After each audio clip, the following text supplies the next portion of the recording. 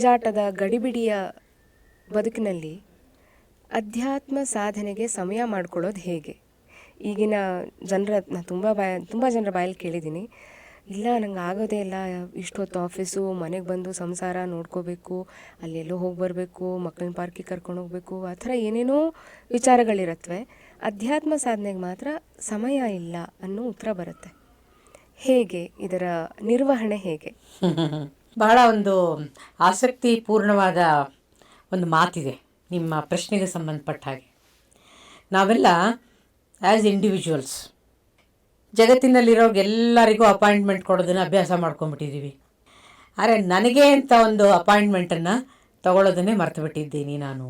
We give appointed time for everything. ನೀವೇ ಹೇಳಿದ ಹಾಗೆ ಸಾಯಂಕಾಲ ಮಕ್ಕಳನ್ನ ಪಾರ್ಕಿಗೆ ಕರ್ಕೊಂಡು ಹೋಗಬೇಕು. ಈ ಅಪಾಯಿಂಟ್ಮೆಂಟನ್ನು ಕೊಟ್ಟಿದ್ದು ಯಾರು? ನಾನೇ. ನನಗೆ ಬೇರೆಯವರಿಗೆ ಅಪಾಯಿಂಟ್ಮೆಂಟನ್ನು ಕೊಡೋಕ್ಕೆ ಗೊತ್ತು. ಇದರಲ್ಲಿ ಒಂದು ಟ್ರಿಕ್ ಇದೆ.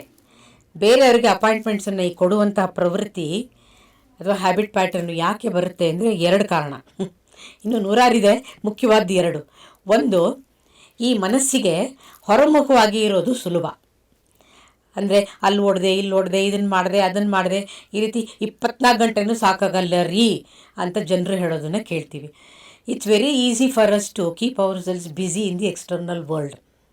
ನೀವೆಷ್ಟು ವಿಸ್ತಾರ ಮಾಡಿದರೂ ಅದು ಇನ್ನೂ ವಿಸ್ತಾರ ಆಗ್ತಾನೇ ಹೋಗುತ್ತೆ. ಮತ್ತು ನಿಮ್ಮ ಸುತ್ತಲೂ ಇರೋರು ಇನ್ನೂ ನಿಮ್ಮಲ್ಲಿ ಕುಂದುಕೊರತೆಗಳನ್ನೇ ಹುಡುಕ್ತಾನೆ ಇರ್ತಾರೆ. ನೀನು ಇದು ಸರಿಯಾಗಿ ಮಾಡಲಿಲ್ಲ, ಅದು ಸರಿಯಾಗಿ ಮಾಡಲಿಲ್ಲ. ಯಾಕೆ? I am lost in the external world. ನಾನು ಬೇರೆಯವ್ರಿಗೆ ಅಪಾಯಿಂಟ್ಮೆಂಟ್ಸ್ ಕೊಟ್ಟು ನಾನೇ ಕಾಣೆ ಆಗಿಬಿಟ್ಟಿದ್ದೀನಿ. ನಾನು ಯಾರೂ ನಂಗೆ ಪರಿಚಯವೇ ಇಲ್ಲ. ನಾನು ಯಾರು ಅಂದರೆ ನನ್ನ ಗಂಡನಿಗೆ ಹೆಂಡತಿ, ನನ್ನ ಮಗನಿಗೆ ತಾಯಿ ಅಥವಾ ತಂದೆ, ಈ ಥರ ಬೇರೆಯವ್ರನ್ನ ಕೇಂದ್ರವಾಗಿಟ್ಕೊಂಡೇ ನನ್ನನ್ನು ರಿಲೇಟ್ ಮಾಡ್ಕೊಳ್ಳೋದು ಅಭ್ಯಾಸ ಆಗಿಬಿಟ್ಟಿದೆ ನನಗೆ. ಇದ್ರ ಮಧ್ಯೆ ನಿಜವಾದ ನಾನು ಯಾರು ಅನ್ನೋದು ಕಳೆದೇ ಹೋಗಿದ್ದೀನಿ. ಹಾಗಾಗಿನೇ ಜನರಿಗೆ ಅನಿಸೋದು, ಇವು ಎಲ್ಲಿದೆ ರೀ ಟೈಮು ಅಧ್ಯಾತ್ಮಕ್ಕೆ, ಅದೆಲ್ಲ ನಮ್ಮ ಕೈನಲ್ಲಿ ಆಗಲ್ಲಪ್ಪ. ಇದು ಒಂದು ಪಲಾಯನವಾದ, ಒಂದು ಭಯ. ಏನು ಅಂದರೆ, ಈ ವ್ಯವಸ್ಥಿತವಾದಂತಹ ಒಂದು ಜೀವನ ಏನು ನಾನು ರೂಪಿಸ್ಕೊಂಡಿದ್ದೀನಿ ಅದನ್ನು ಡಿಸ್ಟರ್ಬ್ ಮಾಡಿಬಿಟ್ರೆ, ಅಂದರೆ ರೆಸಿಸ್ಟೆನ್ಸ್ ಟು ಚೇಂಜ್, ಇದನ್ನು ಮಾಡಿದ ಕೂಡಲೇ ನನಗೆ ಇನ್ಸೆಕ್ಯೂರ್ಡ್ ಫೀಲಿಂಗ್ ಆಗುತ್ತೆ, ಅಭದ್ರತೆ ಉಂಟಾಗುತ್ತೆ. ಎಷ್ಟರ ಮಟ್ಟಿಗೆ ಅಂತಂದರೆ, 2 ದಿವಸ ಮಕ್ಕಳನ್ನು ಯಾವುದಾದ್ರು ಟ್ರಿಪ್ಪಿಗೋ ಅಲ್ಲಿಗೋ ಇಲ್ಲಿಗೋ ಕಳಿಸ್ಬಿಟ್ರೆ ಇವರು ತಾಯಿಯಂದರು ತಂದೆಯಂದರು ಹೇಳೋ ಮಾತುಗಳನ್ನು ಕೇಳಿದ್ದೀನಿ. ಅಯ್ಯೋ ನಮ್ಮ ಮಕ್ಕಳು ಟ್ರಿಪ್ಗೆ ಹೋಗ್ಬಿಟ್ಟಿದ್ದಾರೆ, ಮನೆಯೆಲ್ಲ ಖಾಲಿ ಖಾಲಿ, ಬಣ ಅನಿಸುತ್ತೆ ರೀ, ಬೇಜಾರಾಗುತ್ತೆ, ಯಾವಾಗ ಬರ್ತಾರೋ ಅನಿಸ್ಬಿಟ್ಟಿದೆ ಅಂತಾರೆ.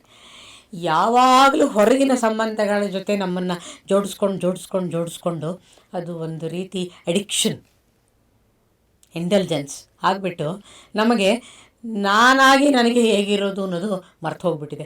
ಆ್ಯಕ್ಚುಲಿ ಅದು ನಿಜವಾದಂತಹ ಸಹಜವಾದ ನಮ್ಮ ಗುಣ, ನಾನಿರುವಂಥದ್ದು ಅಂತ. ಅಂದರೆ ನಮಗೆ ಒಬ್ಬರೇ ಇರೋದು ಏಕಾಂಗಿತ ನಮ್ಮನ್ನು ಕಾಡುತ್ತೆ, ಭಯ ಆಗುತ್ತೆ ನಮಗೆ. ಅದಕ್ಕೋಸ್ಕರ ಈ ನೆವಗಳು ಏನು, ವಿ ಆರ್ ವೆರಿ ಬ್ಯುಸಿ, ನಮಗೆ ಅಧ್ಯಾತ್ಮ ಬೇಡ ಅಂತ. 2ನೇದಾಗಿ, ನಾನು ಅನ್ನೋದನ್ನು ಕಂಡುಕೊಳ್ಬೇಕು ಅಂತಂದಾಗ ನಾನು ತುಂಬ ಪರಿಶ್ರಮ ಹಾಕಬೇಕಾಗತ್ತೆ. ಇದು ಹೇಗೆ ಅಂದರೆ, the difference between watching A TV and reading A book. 2 choice ಕೊಟ್ಟರೆ ಜನ ಯಾವುದನ್ನು ಆಯ್ಕೆ ಮಾಡ್ತಾರೆ? TV ನೋಡೋದನ್ನು. ಯಾಕೆ ಹೇಳಿ? ಪುಸ್ತಕವನ್ನು ಓದಬೇಕಾದ್ರೆ ನನ್ನ ಇಂದ್ರಿಯಗಳಿಗೆ ಶ್ರಮ ಜಾಸ್ತಿ, ಮನಸ್ಸು ಕೆಲಸ ಮಾಡಬೇಕಲ್ಲಿ, ಕಾನ್ಸಂಟ್ರೇಷನ್ ಇರಬೇಕು, ಕಣ್ಣುಗಳು ತಮ್ಮ ಜವಾಬ್ದಾರಿಯನ್ನು ನಿರ್ವಹಿಸಬೇಕು, ಶರೀರ ಒಂದು ಸಮಸ್ಥಿತಿನಲ್ಲಿ ಇರಬೇಕು. There is so much involvement when it comes to reading. ನೀವು TV ನೋಡಬೇಕು ಅಂದರೆ ಅಲ್ಲಿ ನಡ್ಕೊಂಡು ಹೋಗ್ತಾ ಇರುತ್ತೆ ಏನೋ ಕಂತೆ ಪುರಾಣ. ನೀವು ಅದರಲ್ಲಿ ಭಾಗವಹಿಸಿ, ಬಿಟ್ಟರೆ ಬಿಡಿ, ಏನೂ ಬೇಕಿಲ್ಲ. You don't carry anything.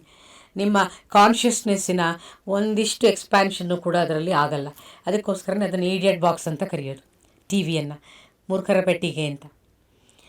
ಮನಸ್ಸಿನ ಗುಣ ಅದು ಯಾವಾಗಲೂ ಏನು ಮಾಡೋಕ್ಕೆ ನನಗೆ ಇಷ್ಟ ಇಲ್ಲ ಅನ್ನೋ ಸ್ಥಿತಿನಲ್ಲಿ ಇರೋಕ್ಕೆ ಇಷ್ಟಪಡುತ್ತೆ. ಅದನ್ನು ಎಚ್ಚರಿಸಿ ಒಂದು ಸಕಾರಾತ್ಮಕವಾದಂತಹ ದಿಕ್ಕಿನಲ್ಲಿ ಆ ಮನಸ್ಸಿನ ಶಕ್ತಿಯನ್ನು ಚಾನಲೈಸ್ ಮಾಡೋದು ಕಷ್ಟದ ಕೆಲಸ.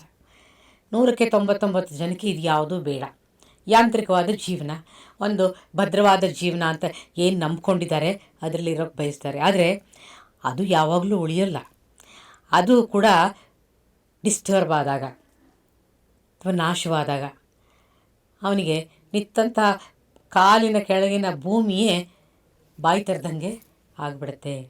ಹಾಗಾಗಿ ಜೀವನದ ದುಃಖ ನೋವುಗಳನ್ನು ಗಟ್ಟಿಯಾಗಿ ನಿಂತು ಫೇಸ್ ಮಾಡುವ ಶಕ್ತಿಯನ್ನು ಅವನಿಗೆ ಬೆಳೆಸ್ಕೊಳ್ಳೋಕ್ಕೆ ಆಗೋದೇ ಇಲ್ಲ. ಯಾವಾಗಲೂ ಭಯದಲ್ಲೇ ಬದುಕನ್ನು ಕಳಿಬೇಕಾದಂಥ ಪರಿಸ್ಥಿತಿ ಬರುತ್ತೆ. ಇದು ಒಳ್ಳೆಯದಲ್ಲ ಅಂತ ಗೊತ್ತಾಗುವಾಗ ಸಮಯ ತುಂಬ ಮೀರಿ ಹೋಗಿರುತ್ತೆ.